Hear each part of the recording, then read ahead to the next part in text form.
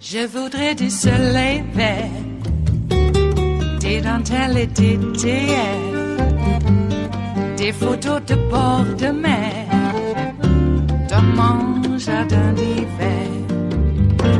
Je voudrais de la lumière, comme en Nouvelle-Angleterre. Je veux changer d'atmosphère, dans mon jardin d'hiver. Ma fleur sous la pluie de novembre, tes mains qui courent, je n'en peux plus de t'attendre. Les années passent, il est loin, là je tombe. Nul ne peut nous entendre. Je voudrais du Fred Astaire, revoir un latte. Today, the FBI is announcing a domestic terror investigation into the Gilroy, California shooting, which hit before El Paso and Dayton. The shooter appeared to have an interest in varying, competing violent ideologies. Due to the discovery of the target list, as well as other information we have captured in this investigation, the FBI has opened a full domestic terrorism investigation into this mass shooting. The El Paso shooting also under investigation as terror, domestic terror, and specifically white nationalist terror is on the rise. We know that.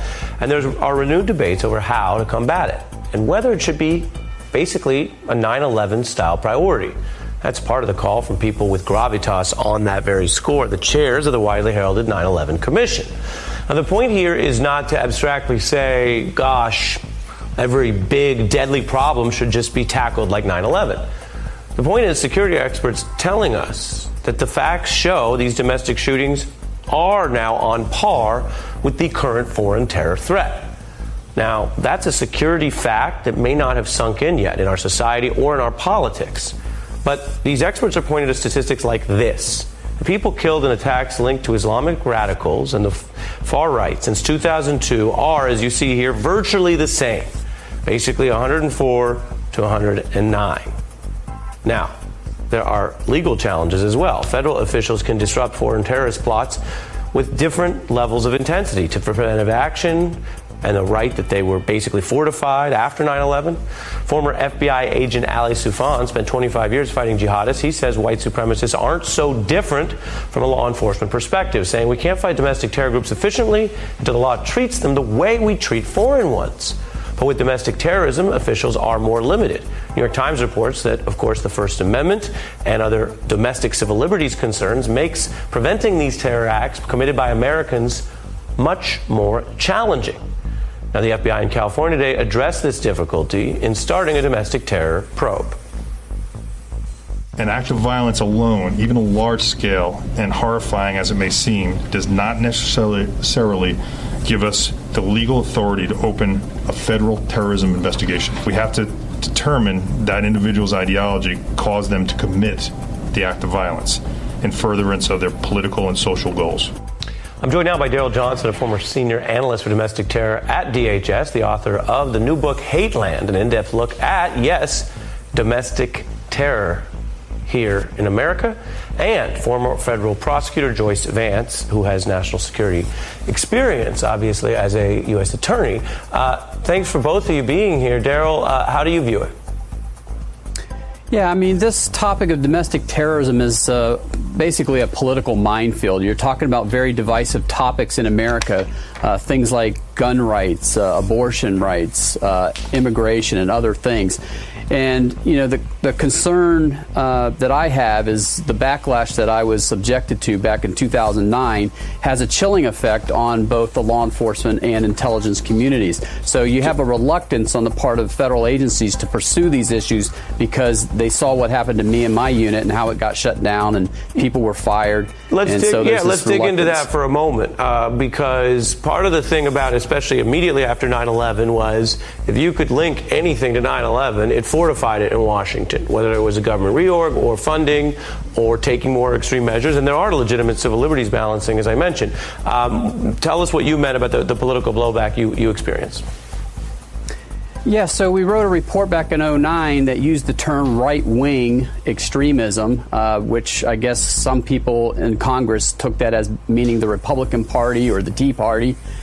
We also had a vague definition buried in a footnote that was taken out of context that talked about how these groups are generally anti-government or hate-based. And then the third issue that was raised was the point we connected the returning military veterans being susceptible to recruitment into these groups.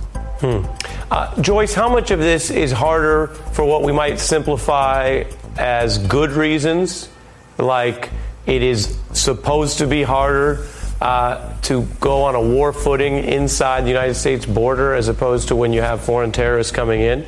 And how much of it is for what we might call bad reasons, like things being either political, as Daryl mentions, or just being out of date?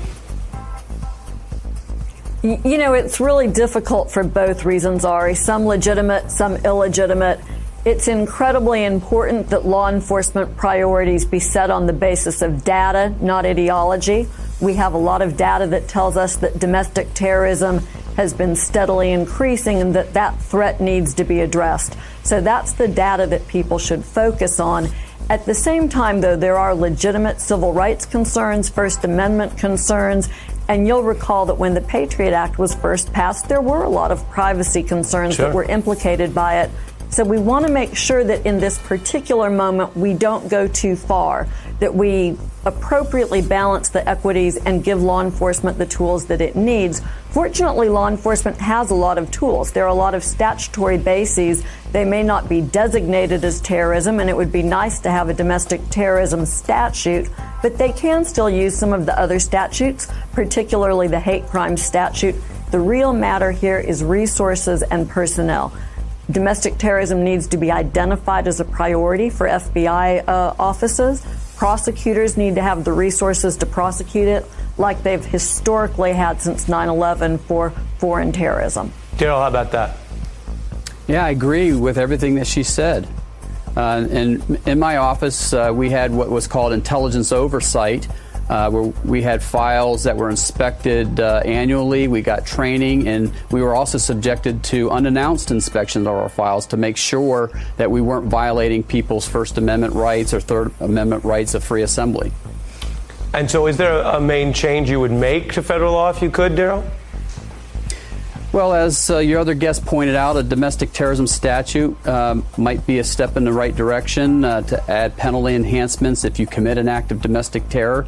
I think the first thing that needs to be done is, our government leaders, police chiefs, directors of federal law enforcement agencies, when they see this ideology that spurs someone to violence, call it terrorism. We shouldn't be dismissing it by saying it's a crazed gunman or the person's mentally ill. That has nothing to do with whether it's terrorism or not. Yeah, and both of you are speaking to the reality that I think viewers know, and that is increasingly becoming a point of organizing action, which is if any foreign entity, ISIS or you name it, came in and did all this weekend with the same body count, would there be a clamoring to do something national, whether it's what you're talking about, some of these reforms packaged together, whether it's gun safety, or if it were a foreign entity, it would be how do you go hit them back? And yet here we are with a Congress in recess and a president, as we've covered this hour, doing double talk. Daryl and Joyce, thanks to both of you. It is Wednesday, the 7th of August of 2019, and you are in West Coast Cookbook and Speakeasy. I am your chef de cuisine, Justice Putnam, and our daily special is Smothered Benedict Wednesdays. Will no one rid us of this priest? And I use the royal us. Please.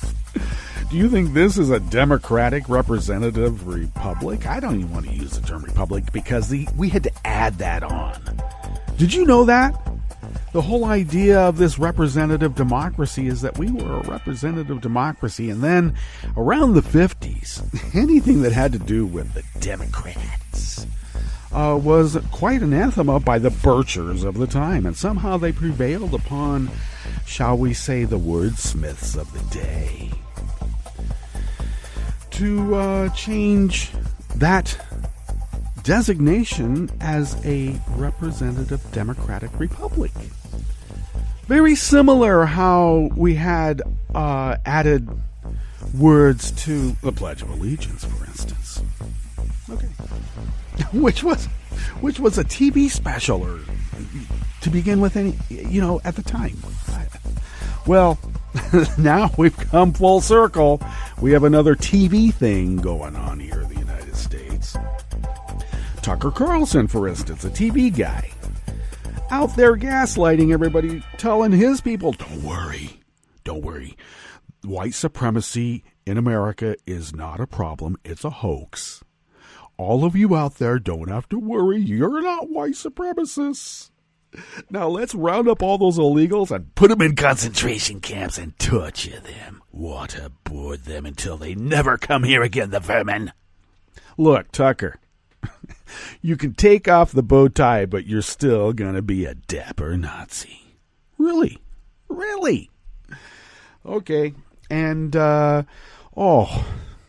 Maggie, talk about gaslighting. Jeez.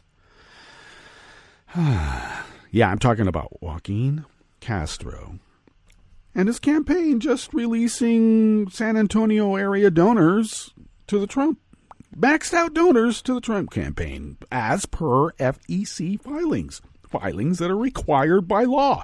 They have to be publicly posted.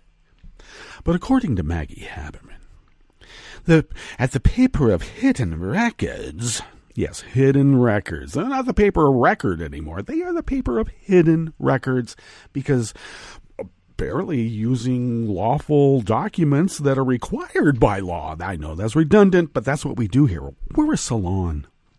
And apparently that's just a step too far when a Democrat does it. Maggie. I know you think that we're, I don't know, maybe she doesn't think. I don't know. I blame her editors. Yes, I do. At the paper of hidden records. So we got that going for us, which is nice. What's on the rest of the menu here? Because there's so much that we could be speaking about just off the top of our heads. Because there's so many side stories. But we do have a curated show for you today, and we might as well get into it. Well, at the top, that was the FBI has announced, and let me just give this little backstory. When reports came out about the Gilroy shooter and, shall we say, his political leanings and his manifestos and his proclamations on social media, as reported by reputable, not the paper of hidden records, they're not going to, but by reputable investigative journalists, seemed like pretty much of a white supremacy thing going on there. And indeed, I was taken to task. Oh, no. I got to tell people, I have been batting, not just in, identifying neo-Nazis and all that, but I'm just saying that I have been batting 1,000% since I was a kid. Junior high. So, I know where my strike zone is. Okay. I wait for my pitch. And when it comes, it's usually going to go for a hit. And I say usually because I'm batting 1,000% in these things. Okay? Just saying.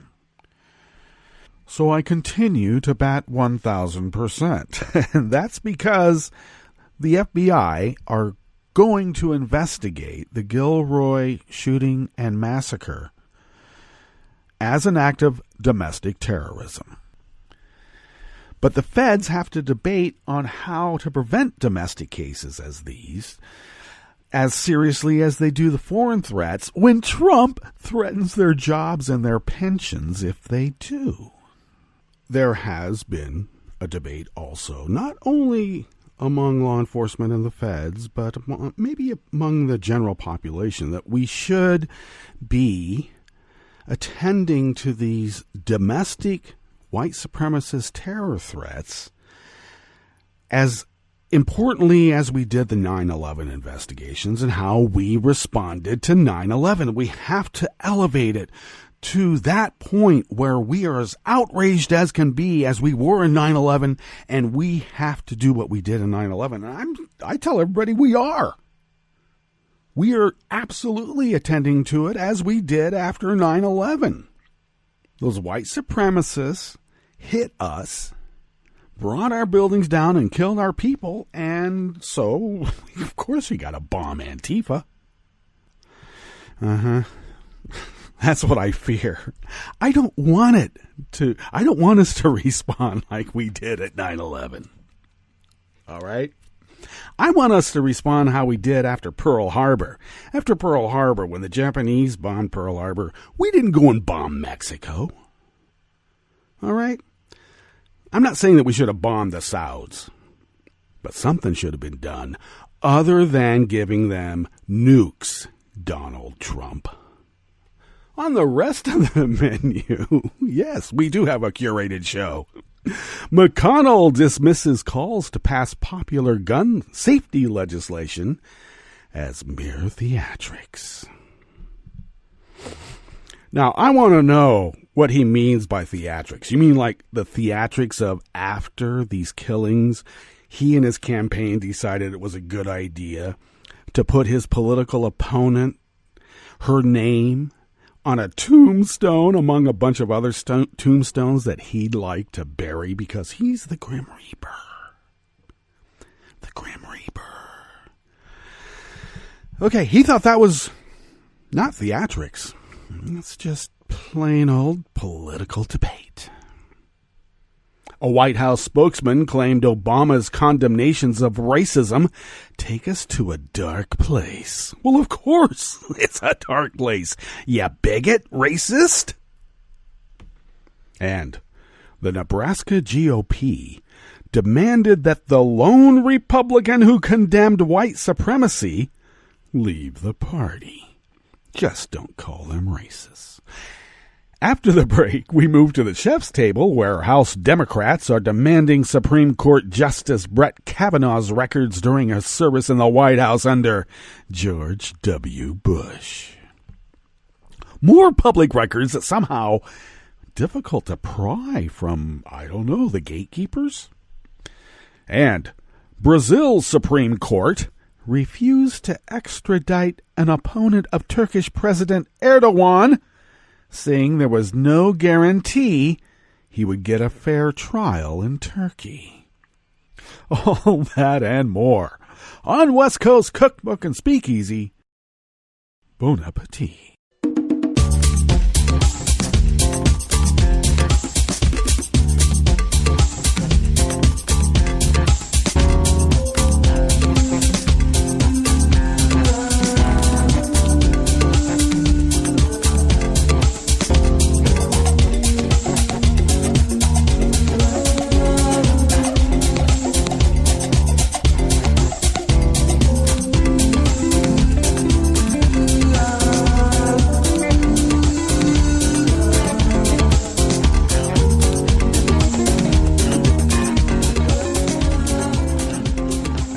Bottom of our homepage at netrootsradio.com. To the rightish of the page, deftly placed, I might add, right next to the social media scroll, is our chat room link, monitored by Kelly Lincoln, and thank you, Kelly, for doing that. To the leftish of the page from the chat room link and social media scroll, at the bottom of our homepage at netrootsradio.com is our Patreon link. And if you could please become, and this is all kidding aside, if you could please become a recurring Patreon of Netroots Radio, that recurring contribution goes a long way to allowing us to resist as the founders originally intended all those many, many, many, many decades ago. We have been doing so because of your generosity for the last 8 years, 24/7, 365. Yeah, we're the little engine that could, and we did. All right. Hardest working internet radio station out there, I got to tell you. Yeah. And it's more than just a couple of cans and string. And your generosity has allowed us to keep abreast of technology as it changes so suddenly. Thank you. If you would like to follow Netroots Radio on Twitter and check us out on that social media scroll over there by the chat room link, you can do so simply by going to @Netroots Radio. Tom takes care of that, and we thank Tom for doing that. I, of course, take care of Justice, or @Justice Putnam, because who else would? Who else would I let? Anyway, I'm there at Justice Putnam, and I also post the show notes and links diary about 10 minutes before showtime, and then put that link up on social media as quickly as I can. Follow the show on Twitter at Cookbook West, and pick up podcasts by way of Spreaker, Stitcher, TuneIn, iHeart, YouTube, iTunes, and really, wherever podcasts can be found. They're everywhere. Hey, I saw this little tweet that apparently people think that podcasts are better than reading books because you don't interrupt a podcast as easily as you would a book. You know, because you're reading a book and then you just put it down. But with a podcast, apparently it just goes on and on and on. Yeah, it goes on and on and on, but people aren't listening. Yeah, check out the metrics. I mean, I don't know. Maybe.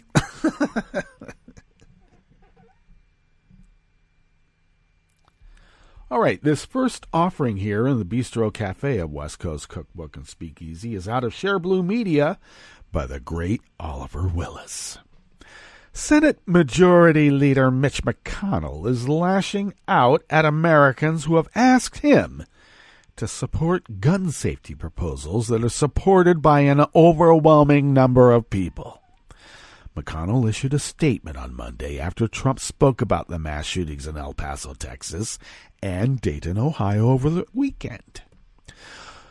Only serious bipartisan, bicameral efforts will enable us to continue this important work and produce further legislation that can pass the Senate, pass the House, and earn the president's signature, he wrote. Partisan theatrics and campaign trail rhetoric will only take us farther away from the progress all Americans deserve. Thank you. McConnell is holding up passage of the Bipartisan Background Checks Act, the package of legislation addressing gun safety that was passed by the House in February. Now, I would never revel in someone else's injury and the pain caused by that injury, especially a shoulder injury. I've had 2 shoulder surgeries. I played a whole season of football with my arm falling out of socket many times a day, not just during games, but just going about my regular life. That was no fun. And I would never wish that on anybody, even a Mitch McConnell. But I did see a little sort of lighthearted address to his injuring his shoulder in a fall at his home where apparently they said he broke his shoulder. And someone actually put out on social media, well, finally McConnell brought something to the floor. Finally.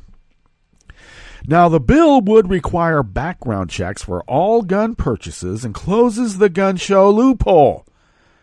The provision is almost universally popular.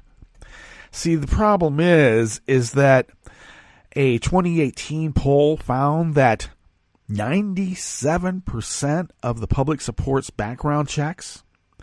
It has support from 97% of gun owners, 97% of Republicans, and 99% of Democrats. But the NRA will say, no, that's not everybody. Even the Republican senators he works with have pushed for background checks. Instead of allowing it to come to a vote, background check legislation has been put in the legislative graveyard. But of course, we all know, and we've seen evidence of the sort by the public record, I might add, Mitch McConnell is awash in NRA laundered Russian rubles. He is the Senate Majority Leader, the self-professed Grim Reaper of the chamber where democracy goes to die.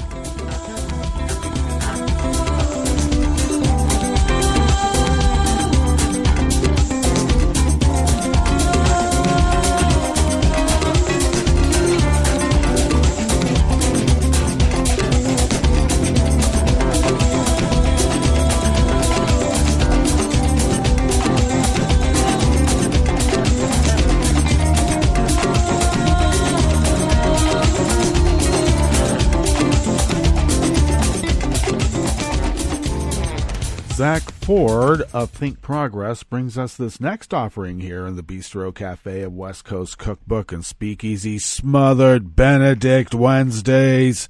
Oh, it's merely a lovely egg dish with a velvety hollandaise sauce. Why would you think anything untoward? Why? And speaking of untoward, you know, the gaslighting Pee Wee Herman strategy of these people is just so obvious. They really think that real Americans are as stupid as the people that voted for Trump. And that's not an insult against the people who voted for Trump. It's actually an indictment. Damn it, an indictment. White House Deputy Press Secretary Hogan Gidley. He only gets the best, the best. Defended Donald Trump's call for unity after multiple mass shootings in El Paso and Dayton. Oh, I thought it was Toledo. In his comments, which came during a Fox News interview because that's where the propaganda gets said, Gidley accused President Barack Obama of taking the country to a dark place. A shithole country place, probably, right? By speaking out against Trump's previous divisive rhetoric following those attacks. He also suggested the White House would never blame Democratic lawmakers for inspiring similar tragedies across the country. Oh, really? Now, I just want to make sure I'm clear on this. There was this weird investigation over what really was the result of Republicans like Mitch McConnell taking funding away from embassies and consul offices around the globe for security. And one of those consulate offices was attacked in Benghazi, and 4 Marines died. And that had to have been Barack Obama's and Hillary Clinton's fault. I'm just trying to wrap my head around this. They would never go after a Democrat. Would never blame a tragedy on a Democrat in some sort of, terrible, over-the-top, gish galop sort of way. Oh, no. Of course, Mitch McConnell, his campaign staff of little teenage brown shirts posted a picture of a Alexandria Ocasio-Cortez cardboard cutout, in which they are strangling her. And Mitch McConnell said, that's just regular campaign, hijinks. It's just boys being boys. This type of behavior has become so normalized that the greatest president this country has probably ever had, in spite of the fact I know he presided over a regime that also bombed wedding parties on their, with drones. I got to put it at his feet, but I really think that he was being taken advantage of also by people within. And he just was always trying to reach across the aisle and find some sort of common ground. Remember the beer summit? Remember when Gates got arrested in his own house for coming back from a vacation, and he's getting ready to lecture at the school again? I mean, he's a famous professor, but he's also black. And that cop arrested Gates in his own house and called him uppity. And Barack had to have the beer summit to appease all of those, I don't know. Shouldn't a black guy be arrested in his own house if he's uppity?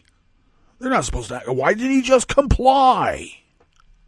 So we have normalized that type of behavior that the greatest president this country's probably ever had said, hey, you know, when there's this divisive racist rhetoric, you got to rise above it. That is considered to be hateful. And I also have to say, it's almost like there's some kind of weird coordinated strategy. I don't know if it's like actually sent out in a memo, but I also know that the way these things work is that, it's like the way that we've always fought wars. We put our sergeants and lieutenants out in the field, and they have a general idea of what the battle plan is, and then they're left up to their own devices to basically to follow that plan, but sometimes they have to veer off of it. They may not know when the actual coordinated attack is going to begin. They have an idea, but sometimes things change and they have to go on their own, but they get a feeling for it. It feels like that. Because the very same argument about if you're against racism, if you fought for the Civil Rights Act, you are a hateful racist. The people who marched across the Pettus Bridge were just so full of anger and hate, they didn't want to bring people together. They wanted to divide. What did Goebbels say? Accuse your opponent of that which you do. And if it's for the big lie with that capital B and capital L, do it over and over and over and over again.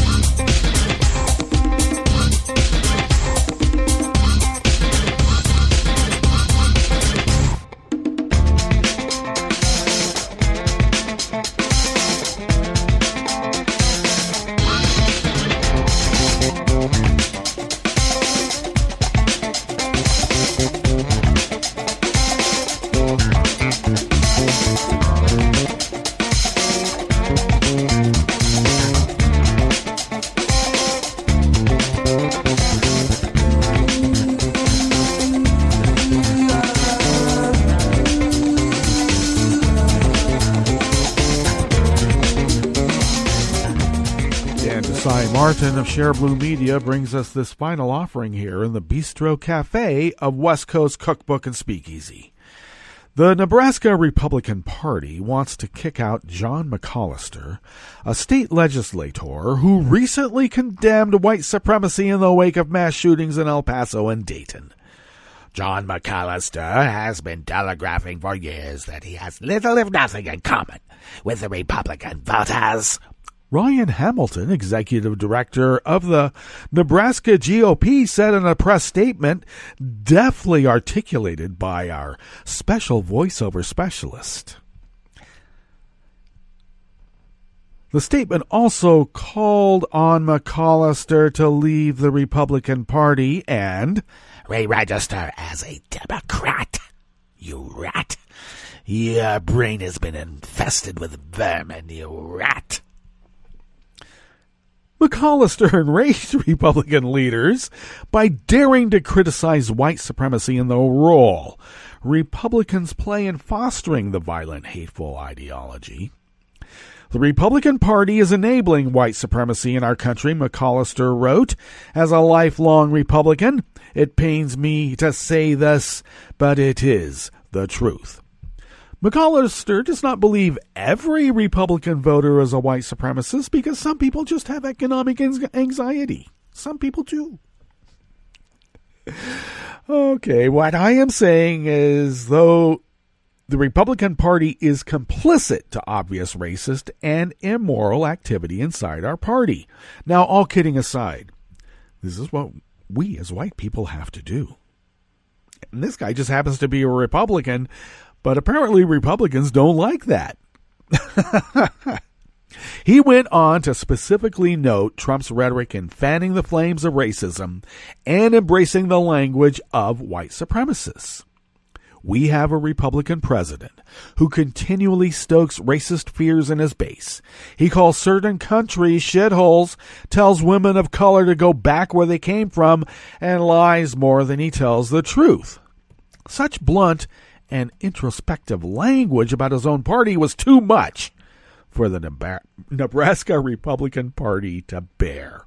In response to McConnell condemning white supremacy and calling out a racist president, Hamilton said Republicans in his state are happy he's finally shed all pretense of being a conservative. So I don't understand. They are defending white supremacy. But we are the hateful, divisive ones because we just won't allow another opinion, a contrary opinion, to prevail. We just want to shut them up and take away their rights for, segregation, miscegenation, misogyny. Well, McConnell added, we have Republican senators and representatives who look the other way and say nothing for fear that it will negatively affect their elections. McConnell then added one more addendum. No more. All right, let's get to our break, and when we get back from that break, we will be going through weather from around the world and finish up with the stories that we have curated for you today. You are listening to West Coast Cookbook and Speakeasy, and we will be right back. You are listening to netrootsradio.com. Please hang up and try again.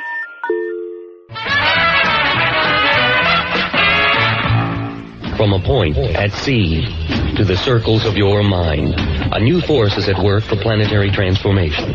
New radio for a new Earth.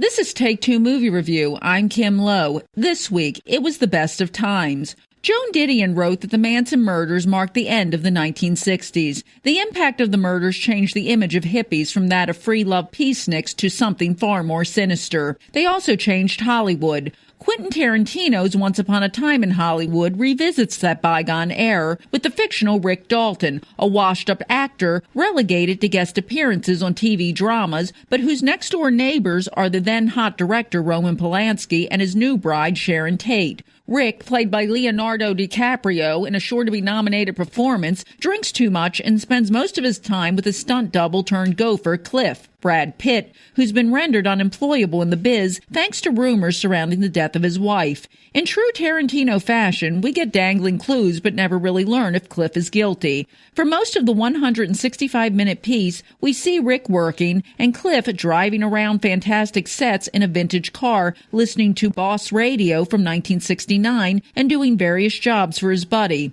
While doing this one day, he picks up a hitchhiker who calls herself Pussycat, played by Margaret Qualley, who takes him to Spawn Ranch, a dilapidated former movie set where she lives with her erstwhile family, headed by a guy named Charlie. At this point, the narrative might seem familiar, but you should know better. Once Upon a Time is a movie very much in the style of its famous maker, and mixes performance and humor as easily as it does fact and fiction. Early on, when Cliff accepts a challenge from Bruce Lee, you know that reality here is going to have lots of curves. This one even has Hollywood in its name, so be warned, you'll be lost on Oscar night without seeing it. This has been Take Two Movie Review. I'm Kim Lowe. Catch up with us at TakeTwoMovieReview.com and feed us back on our page on YouTube.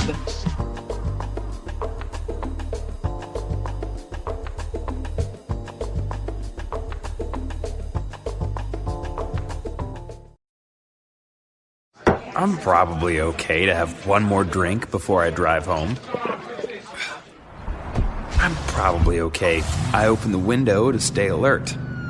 Probably okay. I just popped some gum in my mouth. Step out of the car, please. I probably made a mistake. Probably okay isn't okay when it comes to drinking and driving. If you see a warning sign, stop and call a cab, a car, or a friend. Buzzed driving is drunk driving. A message brought to you by NHTSA and the Ad Council. Hi, I'm Tom Hartman, and since you're listening to netrootsradio.com, show your progressive side and go to the donate button on the bottom of the homepage. It's progressives like you who power Netroots Radio and keep the progressive message beaming everywhere 24 hours a day. Just go to our donate button at the bottom of netrootsradio.com. Thank you for keeping progressive radio at full power.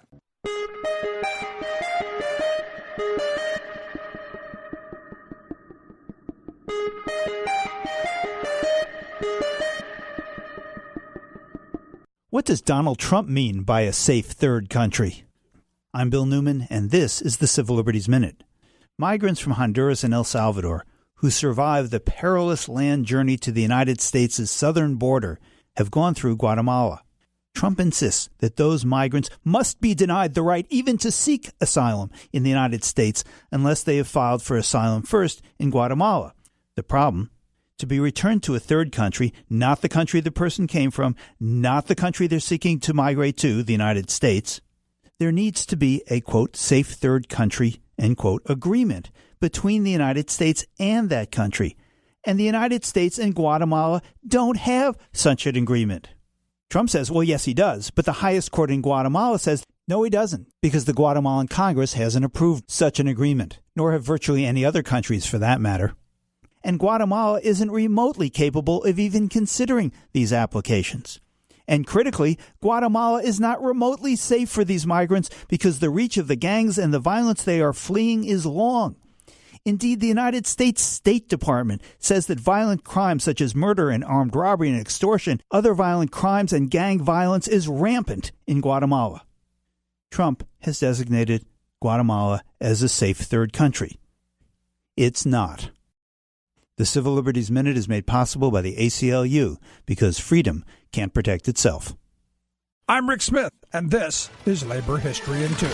In the early 1980s, telephone service in the United States went through a major shakeup. Up until that time, AT&T, through their Bell operating companies, monopolized almost all of the telephone service in the nation. 150 million phones were part of the Bell network. A federal antitrust lawsuit had wound its way through the courts and was reaching a conclusion. Ma Bell saw the handwriting on the wall that they would lose the suit and moved to reach a settlement to break the company up. Into that restructuring chaos, the workers at Bell sat down to negotiate a new contract. And on this day in labor history, the year was 1983. 675,000 workers walked off the job. It was one of the largest strikes in United States history. The strikers were members of the Communication Workers of America, the International Brotherhood of Electrical Workers, and the Telecommunications International Union. They wanted improved wages, more funding for health care, and improved employee training. The strike lasted for 22 days.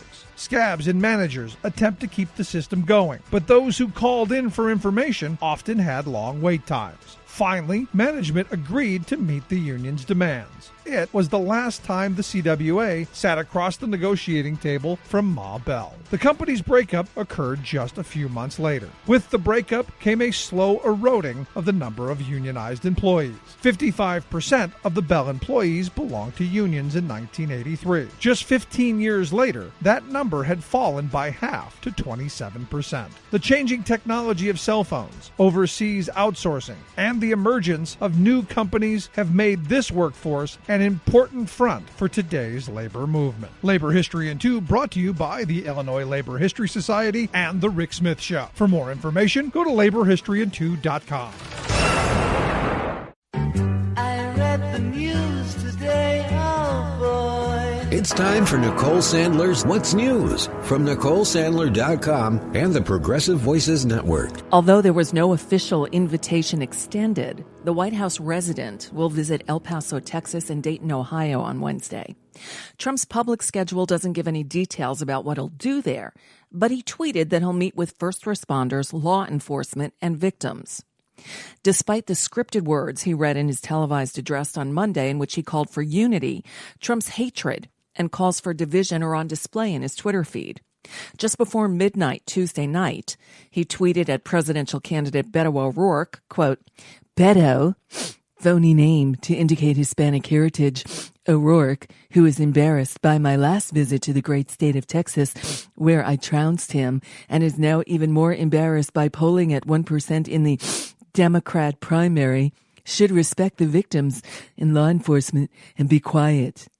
El Paso's mayor, Dee Margo, explained the realities around Trump's visit. President Trump called me yesterday. He was very gracious in the call. You all know of my history with the president as I've defended El Paso. He's coming out here on Wednesday, and I want to clarify for the political spin that this is the office of the mayor of El Paso in an official capacity welcoming the office of the President of the United States, which I consider is my formal duty. I will ask President Trump to support our efforts with any and all resources that are available. Our recovery is no small task. Together we will rise out of this tragedy, and I'm here to ensure that we receive every state and federal resource that is available to us that we need. Other elected officials in El Paso aren't quite as tolerant of the president's rhetoric. Congresswoman Veronica Escobar, along with the Border Network for Human Rights and Women's March El Paso, plan a gathering at 12:30 just down the street from the University Medical Center, where Trump is expected to meet with survivors of the shooting. Organizers say the event is meant to honor those killed, call for gun control, and confront white supremacy. Meanwhile, area medical workers began a petition asking University Medical Center, the hospital treating several of the wounded victims, not to host Trump. By the way, Donald Trump still owes the city of El Paso about $500,000. According to invoice documents obtained by CNN, the city of El Paso initially billed the Trump campaign $470,417.05 in reimbursement for costs for his rally. But in a letter dated March 27th, 2019, the Office of the Comptroller of the City of El Paso wrote to the campaign that if it did not pay its debt within 30 days, a one-time 21% collection fee, nearly $100,000, would be added. They didn't pay. The total invoice with the late fees now stands at $569,204.63. Trump will also travel to Dayton, Ohio, skipping Toledo this time around, I guess, where Republican Governor Mike DeWine said he thinks such a visit is appropriate. The mayor of Dayton, however, Nan Whaley, doesn't agree, saying she'll greet the president, but adding, "He's made this bet and he's got a lie in it, he hasn't, his rhetoric has been painful for many in our community, and I think that people should stand up and say they're not happy if they're not happy that he's coming." Democrats in Congress have called on both Nancy Pelosi and Mitch McConnell to call their chambers back for a special session on gun violence. A group of Democrats led by Representatives Tom Malinowski of New Jersey and Veronica Escobar of Texas urged Congress to work on legislation to combat domestic terrorism and suggested in a letter that Nancy Pelosi also cut recess short for House members. In another letter, likely to be delivered on Wednesday, Democrats are calling on Mitch McConnell to bring up two House-passed measures that would strengthen federal background checks for gun purchases. The two bills passed the House in February, but McConnell has refused to hold a Senate vote on the legislation. Democrats want Senate Majority Leader Mitch McConnell to bring back lawmakers from their 5-week summer recess for a vote on stalled gun legislation. Mitch McConnell needs to get off his ass and do something. That sentiment heard outside McConnell's Kentucky home, where protesters gathered Monday night. Despite the inaction, a source close to McConnell says he's serious about considering gun legislation. We're being told by sources right now that Republican leadership is not considering ending their recess and coming back to Capitol Hill because Mitch McConnell still feels that universal background checks bill that Democrats have been calling for still does not have the support of the president or most Republicans in the Senate. Instead, they say they want to stay in touch with the White House about potential legislation they could get passed when they do return in the fall. And our sources here at the White House are telling us the president has expressed some openness to expanding those background checks in the last few days. But right right now, the question is whether or not that's something he does still support in the coming days, or if it's going to be something that he'll back off of in the end. And that's just a bit of what's news for now. I'm Nicole Sandler. If you appreciate these reports and the Nicole Sandler Show, which is now heard Tuesday through Friday at 5 p.m. Eastern, 2 Pacific on the Progressive Voices Network, and always available via podcast from NicoleSandler.com. I hope you'll consider making a contribution.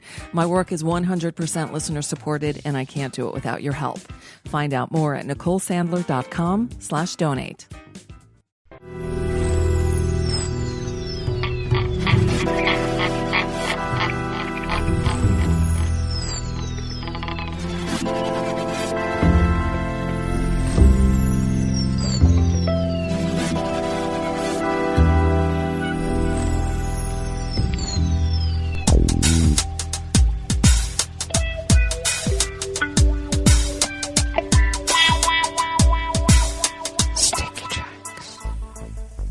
Thank you for accompanying us here to the chef's table at West Coast Cookbook and Speakeasy, Smothered Benedict Wednesdays. We always begin weather from around the world along the banks of the Rogue River and the Rogue River Valley of Southern Oregon on the west coast of the continental United States of America, because there's lots more of us where we come from. Really, indeed. And it is currently 68 degrees Fahrenheit, expecting a high in the low to mid-90s. Winds are currently out of the south-southwest, a negligible 1 to 2 miles per hour, affectionately known as light and variable. Picking up later on in just a couple of hours to 5 to 10 miles per hour out of the west-northwest, shifting ever so slightly out of the northwest tonight, remaining at the same clip, and then shifting once again back out of the west-northwest at 5 to 10 miles per hour tomorrow, where the temperature is expected to be possibly in the mid-80s instead. Might have some thunderstorm activity building towards Friday, Saturday, so we'll see how that turns out. Let's see here. Grass pollen remains moderate. The air quality index has actually gotten much better in the good range, falling to 29 parts per million. Much better than the 40 that it was yesterday, 40-something. The daytime UV index remains very high at 8. Locally, barometric pressure is holding steady at 29.73 inches. Visibility is at 9 miles. And relative humidity is at 78%. A little humid. Weather from around the world is brought to you by people's personal weather stations that they purchased. These people planted these purchased personal weather stations somewhere on their property. And these people positively live around the world. London is 75 and mostly cloudy.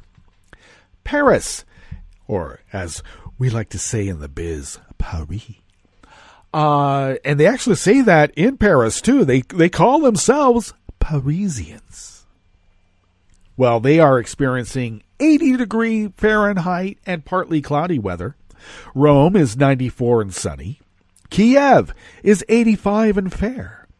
Kabul is 88 and fair. I don't know how fair it is if drones are blowing you up on a very fair day while you're just walking to a wedding party. How fair is that? Okay. Hong Kong is 83 and fair. And how fair is that when you're protesting for democracy and you're getting your heads bashed in? How fair is that? Tokyo is 85 and partly cloudy. Sydney, Australia is 53 and clear. San Francisco, California is 54 and mostly cloudy with a wind advisory. And New York is 81 degrees Fahrenheit and mostly cloudy.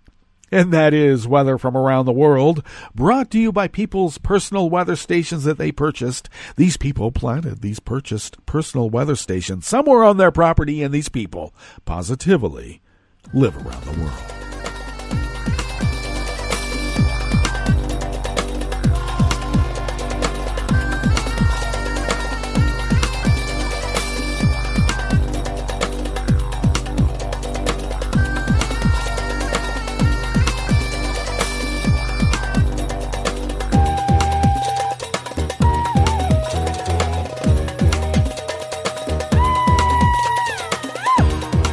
David Morgan of Reuters brings us this first amuse-bouche here at the Chef's Table at West Coast Cookbook and Speakeasy.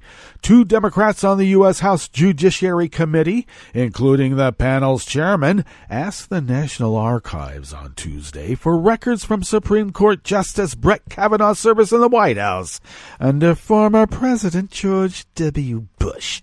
In a letter to the National Archives and Records Administration, Chairman Gerald Nadler and Representative Hank Johnson said they were seeking records from 2001 to 2006 that included documents unavailable during Kavanaugh's 2018 Senate confirmation, which was dominated by allegations of sexual misconduct.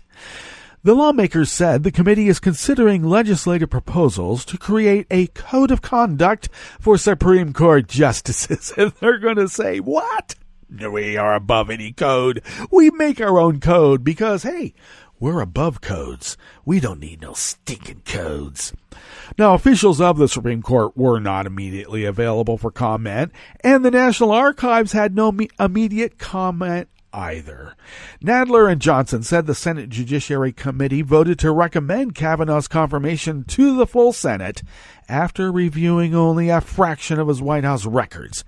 And then he was nominated, Kavanaugh, to the High Court by Donald Trump.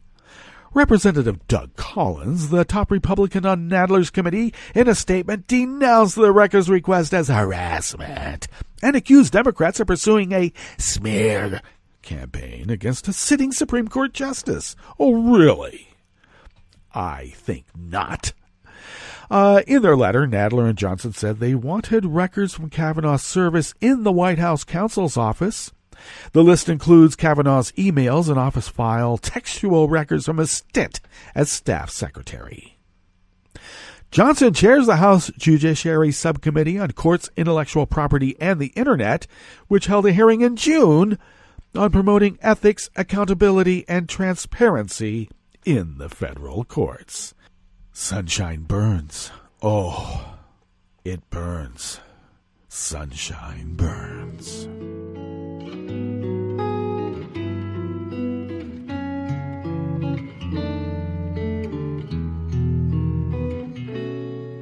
Je te donne ce mon amour pour la vie entière. La promesse de me trouver à tes genoux. Aussitôt que tu m'appelles, rester toujours fidèle. C'est tout, c'est tout. Je te donne tous mes printemps, mes étés de mer, mes automnes quand les feuilles tombent partout. Si ce n'est pas une bonne affaire, je te donne tous mes hivers, c'est tout.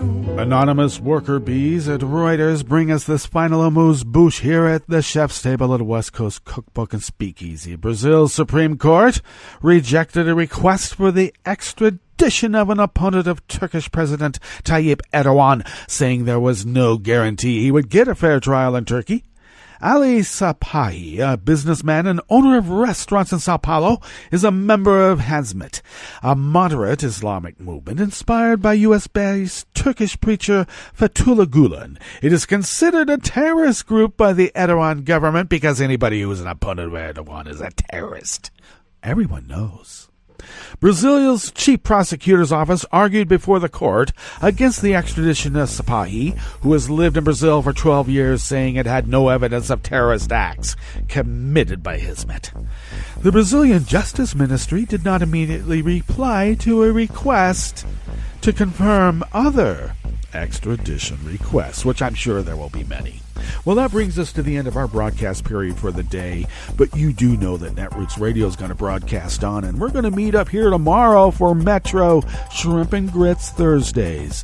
So do stay tuned to Netroots Radio all day and all night for all the breaking news as it breaks, and we'll meet up here tomorrow, right here in West Coast Cookbook and Speakeasy. Bon appetit.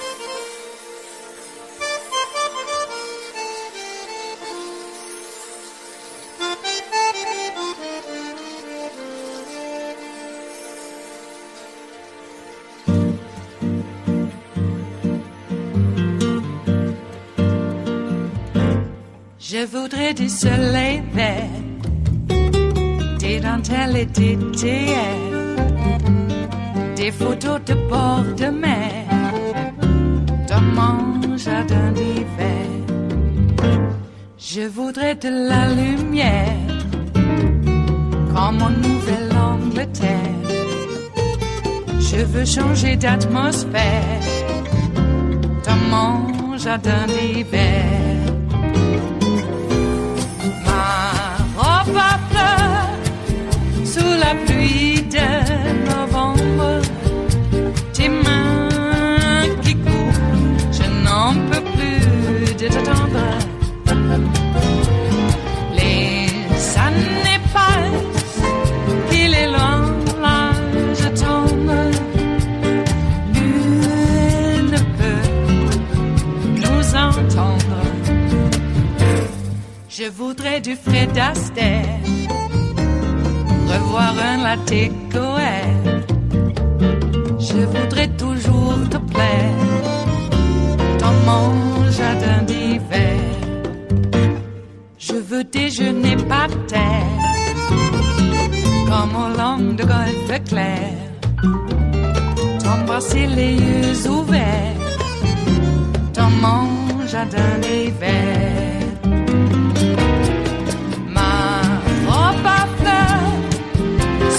Pluie de novembre, tes mains qui courent, je n'en peux plus de t'attendre. Les années passent, il est loin, là je tombe. Nul ne peut nous entendre. Ba-da-da-dum-di-da-dum.